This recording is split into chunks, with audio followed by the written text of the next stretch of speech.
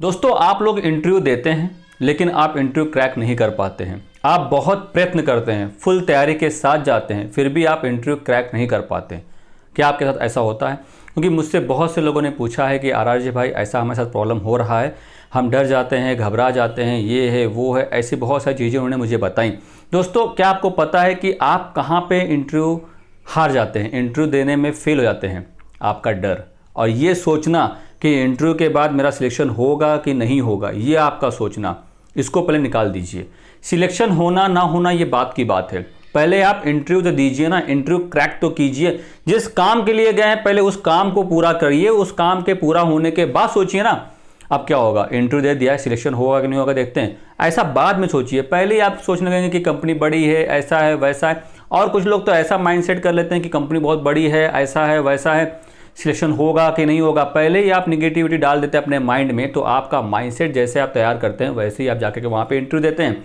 बिल्कुल भी ना घबराएं, सामने वाला बंदा इंसान ही है जो आपका इंटरव्यू ले रहा है। वो भी कभी एमआर था, एमआर से आज मैनेजर बना है, मैनेजर से आज वो एचआर बना है। जो भी चीज़ें हों, जैसे भी हों, उस हिसाब से वो इंटरव्यू ले रहा है। बराबर दोस्तों, एमआर, एबीएम, आरएसएम, उसकी पोस्ट बढ़ती गई, अब उसके ऊपर रिस्पॉन्सिबिलिटी आई है तो वो इंटरव्यू ले रहा है। वो भी बंदा कभी ना कभी इंटरव्यू में फेल हुआ होगा ना। ऐसे थोड़ी कि वो बंदा ही डायरेक्ट एमआर के लिए, मतलब पहले इंटरव्यू उसने क्रैक कर लिया हो। अगर हो गया तो अच्छी बात है, लेकिन कभी ना कभी उसका भी तो रिजेक्शन हुआ होगा ना। आप इन सब चीज़ों को सोचें दोस्तों, क्यों डर रहे हैं इतना, क्यों डर रहे हैं? और डर से डर के आप खुद ही डरा रहे हैं अपने आप को कि क्यों डर रहे हैं। बराबर दोस्तों, आप लोग तैयारी पूरी करके जाते हैं, सब कुछ आप प्रिपेयर करते हैं, जो जो पूछा जाएगा आप पूरा रट्टा मार लेते हैं, फिर भी आप फेल हो जाते हैं क्योंकि कॉन्फिडेंस लेवल आप लो कर लेते हैं। अपने कॉन्फिडेंस को लो मत करिए। और इसके ऊपर कोई मेडिसिन नहीं है कि ये मेडिसिन खाओ आप इंटरव्यू क्रैक कर लेंगे। आप अपने माइंड को जैसा सेट करेंगे आप उस हिसाब से आगे बढ़ पाएंगे। दोस्तों, इन शॉर्ट अगर मैं कहूं तो आप चीज़ों के बारे में ज़्यादा ना सोचें, आप बिंदास इंटरव्यू दीजिए और आई टू आई कॉन्टैक्ट रखिए। और दोस्तों, आप लोगों में से बहुत से लोग सोचते हैं कि हमको इंग्लिश नहीं आती, इंग्लिश का प्रॉब्लम है, ये है वो है।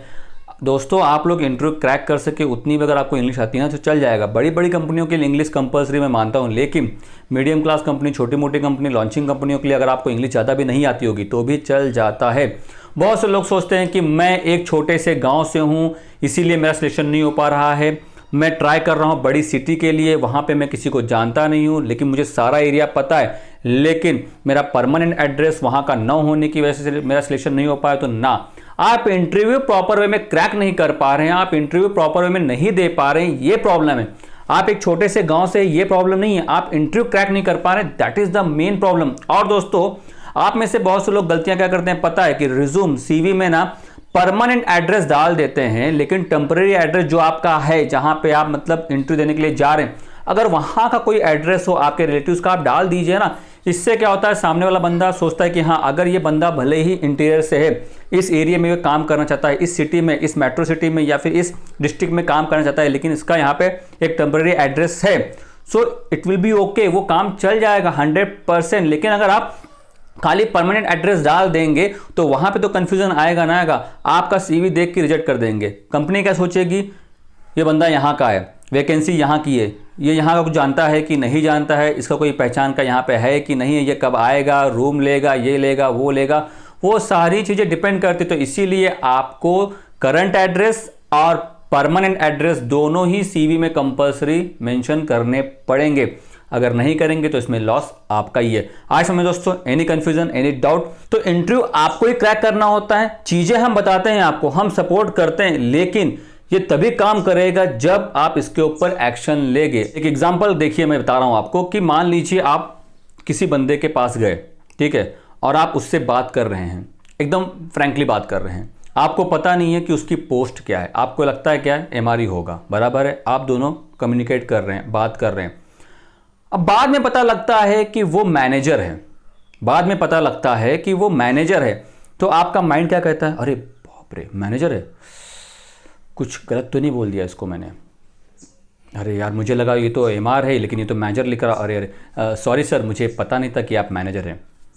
डर या फिर रिस्पेक्ट, क्यों, ऐसा क्यों? आपका तुरंत बॉडी लैंग्वेज चेंज हो गया, क्योंकि आपको पता ही नहीं था कि वो मैनेजर है। आपको क्या पता लगा? वो एमआरई होगा। आप एकदम फ्रैंकली बात कर रहे थे, एकदम बिंदास बात कर रहे थे, आपका कॉन्फिडेंस लेवल हाई था, और जैसे ही आपको पता लगा कि वो मैनेजर है, और आपके दिमाग में क्या आता है कि शायद मैंने कहीं कुछ गलत तो नहीं बोल दिया, शायद कुछ मैं ज़्यादा बोल तो नहीं गया, ये आपके माइंड में आ जाता है थोड़ा सा डर या फिर जो भी चीज़ें होंगी आप समझ जाइए उसको।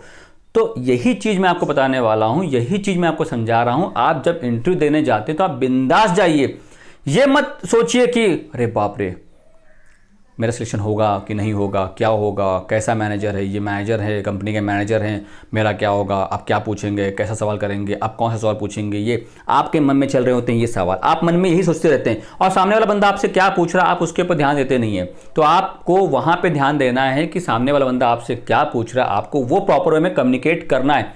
इंटरव्यू देने के लिए बेस्ट थिंग इज दैट कि आपको जो भी पूछिए आप क्लियर कट आंसर दीजिए, अगर नहीं पता है तो छोड़ दीजिए, उसको घुमाइए मत, वरना वो इंसान आपको घुमा देगा। बराबर दोस्तों, तो इंटरव्यू देते समय आप बिंदास कॉन्फिडेंस के साथ सारी चीज़ें अगर आपको पता है तो 100% इट विल वर्क।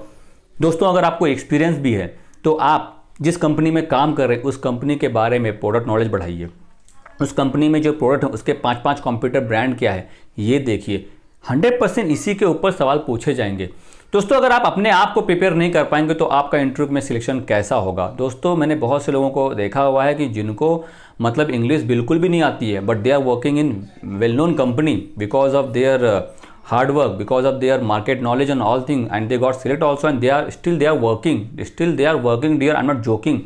दोस्तों क्यों काम कर रहे हैं वो लोग? क्योंकि उनको कंप्यूटर नेम पता है, क्योंकि उनको डॉक्टर का एरिया पता है, क्योंकि उनका कॉन्फिडेंस लेवल अच्छा है, सब कुछ अच्छा है। इंग्लिश थोड़ी बहुत आती होगी तो आती होगी, वरना उनके लिए इतना मैटर नहीं करता होगा, चलो हाँ बंदा सेल ले आएगा। सामने वाला बंदा आपको किस वे से देख रहा है हम कह सकते नहीं है कुछ भी। पता लगा सामने वाले बंदे को आपको बॉडी लैंग्वेज अच्छी लगी, आपका सिलेक्शन हो गया, आपकी सिंसियरिटी अच्छी लगी, आपका सिलेक्शन हो गया, आपका वे ऑफ टॉकिंग अच्छा लगा, आपका सिलेक्शन हो गया, आप घुमा फिरा रहे हैं आपका रिजेक्शन हो गया, आप झूठ बोल रहे हैं आपका रिजेक्शन हो गया। तो बहुत सारी चीज़ें हैं, आपका ड्रेसिंग सेंस अच्छा नहीं है रिजेक्शन हो गया। तो सिलेक्शन और रिजेक्शन ये दारोमदार ये सब कुछ रहता है सामने वाले इंसान के ऊपर, आप कैसा बिहेव करते हैं उसके भी ऊपर। ठीक है दोस्तों, तो एनी कंफ्यूजन एनी डाउट तो बिंदास रहिए, और इसमें कोई रॉकेट साइंस नहीं है और मैं जो चीज़ें आपको बता रहा हूँ ये आपको पहले से ही पता होगी, बस आपको इसके ऊपर इंप्लीमेंट करना है, वर्कआउट करना है और इंटरव्यू देने जाना है। और अगर अभी भी आपके मन में चल रहा हो कुछ सवाल कुछ कंफ्यूजन आप मुझसे पूछना चाहते हैं तो डाल दीजिए कमेंट्स, मैं यहाँ बैठा हूँ आप लोगों के लिए और मैं आपको रिप्लाई देता रहूंगा। So thank you so much for watching video, please keep on watching, bye bye, take care. मिलते हैं बहुत जल्दी अगले वीडियो में।